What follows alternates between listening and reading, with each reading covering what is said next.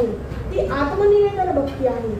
आपण आपल्याला जाणायचं हे भगवद्गीतेमध्ये सांगितलेलं आहे.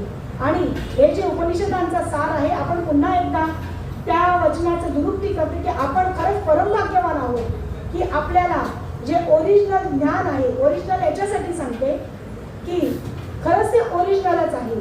कारण 5000 वर्षापूर्वी भगवान परमात्म्याने हे असंच्या असं सावर्णी मनूला सांगितलं. भगवद्गीतेचा 4था श्लोक पहिलाच श्लोक आहे, 4था अध्याय आणि पहिला श्लोक. इमं विवस्वते योगम प्रोक्त वानः भवे विवस्वान मनवे ग्राह मनुरिक्ष्वा करे ब्रवीतो. भगवान परमात्मा सांगतात की अर्जुना हे ज्ञान मी मनूला सांगितलं, इक्ष्वाकुला सांगितलं, सूर्याला सांगितलं आणि ते तसंच चालत चालत चालत नंतर ज्ञानोबा माऊलींपर्यंत आलं.